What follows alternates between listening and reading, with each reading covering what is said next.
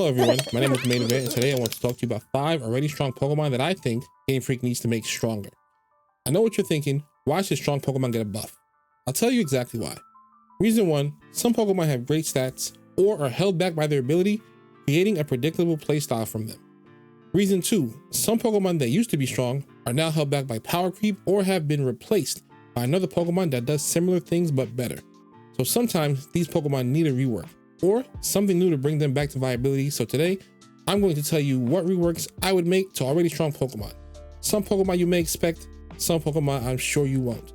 These Pokemon are in no particular order, and as this is a VGC channel, I'll be discussing their VGC viability. Love you, those singles players. The first Pokemon I'd like to start off with is Palafin. Yes, Palafin just released and had a wonderful first few months of competitive success, winning 2 international championships and coming second placed in NAIC. But eventually, players learn how to take advantage of the fact that Palafin always needs a turn of switching out to activate 0 to hero and gain its full power stats. Not only that, but it still needs to get back into the game safely. This just isn't always consistent to pull off, especially when water types like Azumarill and even more so Urshifu give you immediate high water type damage on lead. So how would I make Palafin better? I would give 0 to hero a unique interaction with the item Power Herb. Power Herb is an item that allows 2 turn moves to activate on the same turn. This is most common with Xerneas and the move Geomancy, which allows Xerneas to use this incredibly powerful setup move without having to wait another turn. I would make it so Power Herb allows 0 to hero to activate as soon as Palafin hits the field. This requiring an item would keep Palafin from being able to hold boosting items like Choice Band or Mystic Water, but eliminates the need to switch in and out, keeping Palafin balanced, but making it much more immediate in its ability to take on strong Pokemon with jet punches and wave crashes. As far as Power Herb's text not accounting for this, abilities like Inner Focus only say in the in-game text that they stop the Pokemon from flinching, but during actual play, they also prevent Pokemon from being intimidated, so there is precedent for things in the game to say one thing and do another. Speaking of being immune to intimidate, the next Pokemon I'd like to talk about is Metagross. Now this section might be a little bit longer because I like Metagross a lot, it's one of my favorites, so I got a lot to talk about. Metagross is a Pokemon that has won the World Championships in 2008, 2009, and 2012, and is widely considered one of the best competitive Pokemon of all time. Unfortunately, since its success has fallen off some, only managing 5 World's top 8 appearances in the last 10 years. That may sound like a lot, but when you consider that 4 of those are due to Mega Metagross, which is no longer available, and that it took up 3 top 4 spots in 2008, 2 top 4 spots in 2009, and 3 top 8 spots in 2012, which are the years it won the World Championships, it puts a lot into perspective. Whether it's due to struggling against Pokemon like Heatran, Landorus, Primal Groudon, and Incineroar, or even the struggles it will face in Scarlet and Violet against Pokemon like Iron Hands, Chi-Yu, and Fluttermane, it's clear Metagross is not the Pokemon it used to be. I have 2 suggestions for Metagross, which come from another pseudo-legendary Pokemon, Dragonite.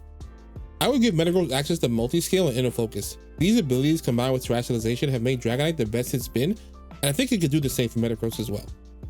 Metagross is a bulky Pokemon with 80, 130, and 90 stats in his bulk respectively, and tons of resistances. However, his weaknesses to incredibly strong types like Fire, Ground, Ghost, and Dark can still bypass this bulk.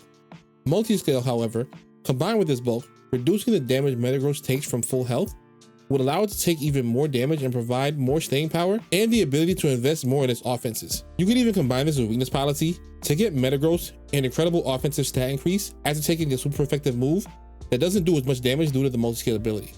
Now the ability Inner Focus allows a Pokemon like Dragonite to not be intimidated or be faked out, hold a Choice Band, and spam its priority Terra Normal E-Speed. I believe this could be an option for Metagross as well, but instead of E-Speed, it would be able to use Terra Steel Banded Bullet Punches, which would give it an incredible way to dish out damage quickly and often, especially in a format that's dominated by Pokemon like Fluttermane. This will also keep a semblance of the Clear Body ability, which keeps Metagross from being able to become intimidated, but also gives it the opportunity to not be faked out on lead, so holding the Choice Band isn't going to be as dangerous because it'll always get a chance to move. The next Pokemon I'd like to talk about is an old and somewhat forgotten favorite, Conkeldurr. Conkeldurr was a very strong Pokemon competitively from the time it was introduced in Gen 5 up until about 2015, and it even had a ton of success in VGC 2020 early Sword and Shield formats at the few events we had across the globe before we no longer did. I'll even share some of those here on the screen. A lot of Conkeldurr's strengths come from his massive 140 attack stat and good physical bulk, as well as its boosting abilities like Guts, Sheer Force, and Iron Fist, with Guts being the most common. The problem with Conkeldurr, however, is in its stat distribution. It's way too similar to Pokemon like Iron Hands and Urshifu. Urshifu does immediate damage as Guts needs a turn to activate and is faster, and Iron Hands is much bulkier with better utility with moves like Fake Out. So how do we fix Conkeldurr? I think we should give it Guerrilla Tactics. Guerrilla Tactics is essentially an invisible choice band, and then it allows a Pokemon's attack stat to raise one stage, but only allows you to use the first move you select, just like Choice Band does. I know you're probably thinking that this is the same boost as Guts, and you're right. However, this makes Conkeldurr stronger on turn 1, as well as frees up its item slot. Now you can give it items like Assault Vest to increase its bulk, Citrus Berry to allow for more staying power, Clear Amulet to prevent Intimidate, or flat out Choice Band to give it another stage of increased damage. This increased power and versatility is exactly what I think Conkeldurr needs to become a Pokemon that trainers are willing to give another chance on their teams. The next two Pokemon are two of the strongest ever in terms of base stat totals, and the two most common Pokemon everyone agrees are held back vastly by horrible abilities. They are Regigigas and Slaking. I don't think I could actually do this video without bringing those two up, because people would have definitely be in the comments saying, hey, what about Regigigas and Slaking? So let's tackle those now. I want to start with Slaking first because my idea for it I think is really cool, and I think you guys will really enjoy it. Let's break this thing. Currently, Slaking boasts a massive base 150 HP and 160 attack with good bulk and speed, but its ability Truant forces it to loaf around and do nothing every other turn instead of using a move, leaving it vulnerable. It can't even protect. Most people actually say we should give it a new ability altogether, but I kind of like the sleepy theme of the Pokemon, so instead of removing Truant, why don't we just rework it? My suggestion is every turn Truant activates, Slaking goes into automatic one-turn sleep, essentially using the move Rest without clicking it. This would make Slaking regain all of its health and clear any status conditions that were inflicted on it the previous turn.